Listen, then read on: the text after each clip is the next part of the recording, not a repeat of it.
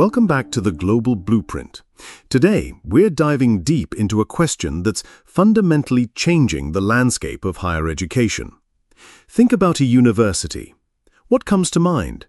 Is it a place of quiet reflection and academic freedom? Or does it look more like a corporation, with a focus on profits, performance metrics, and market share? What happens when a place of learning starts running like a business? Now here's the interesting part. This striking reflection on academia comes from a very unexpected source, a parasitologist. Yes, a parasitologist. They expose how neoliberalism has reshaped academia, turning knowledge into a commodity, students into customers, and scholars into, well, often precarious workers. This time, we're focusing on how these powerful forces have transformed universities into marketplaces, where knowledge, students, and even scholars are treated like goods to be bought and sold. It's a fascinating and at times unsettling evolution. We'll be drawing mainly from an article titled Neoliberalism in Academia, Reflections from a Parasitologist, published in Parasites and Vectors. We'll also bring in insights from Susan L. Robertson's paper, Remaking the World, Neoliberalism and the Transformation of Education in Teachers' Labor. Our mission today is to unpack these significant shifts, look at their impacts, and maybe get you thinking about what it all means for the future of learning. So, let's dig into this transformation. The before, a public good.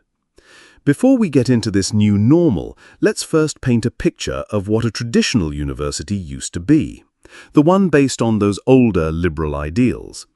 In that framework, universities were defined by principles like academic freedom, autonomy, and a commitment to broad, inclusive education.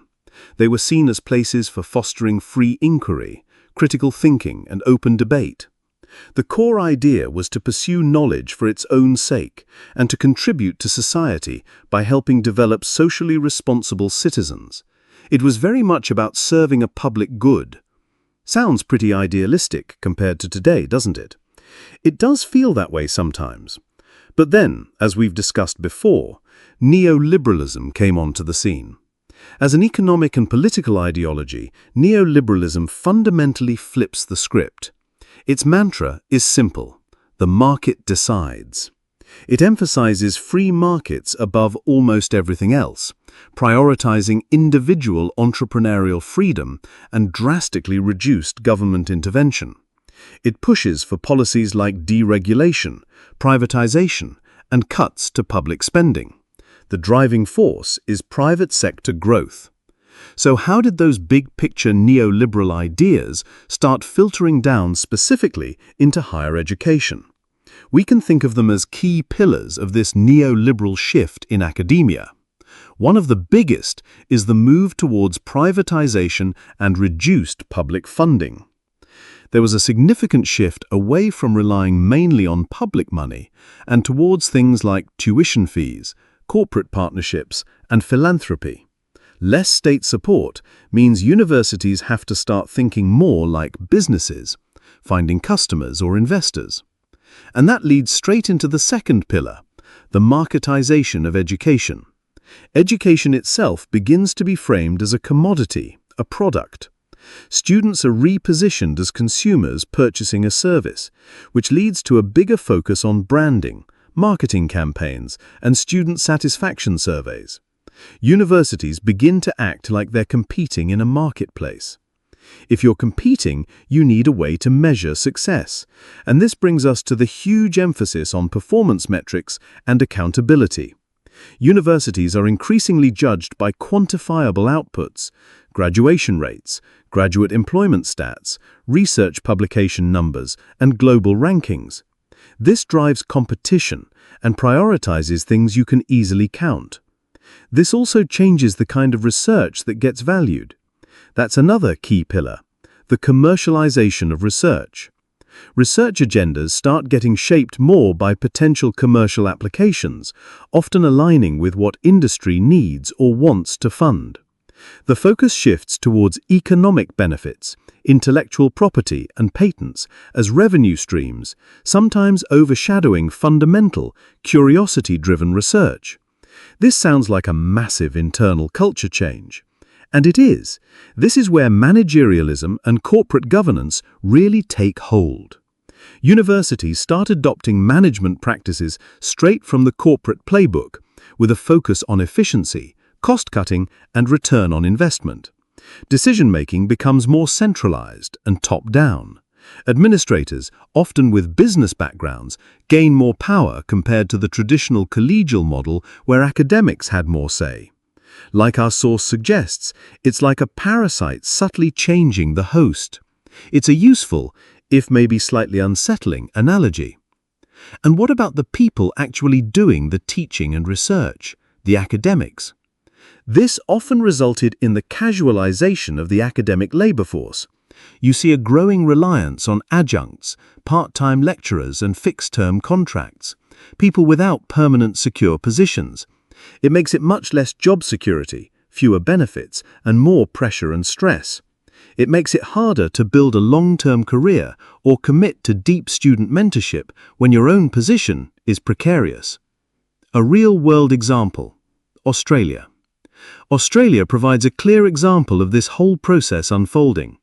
The changes there mirrored broader neoliberal trends happening globally. Especially kicking off in the late 1980s, Australia saw profound shifts. John Dawkins, the education minister, drove reforms to create fewer but larger and more efficient universities.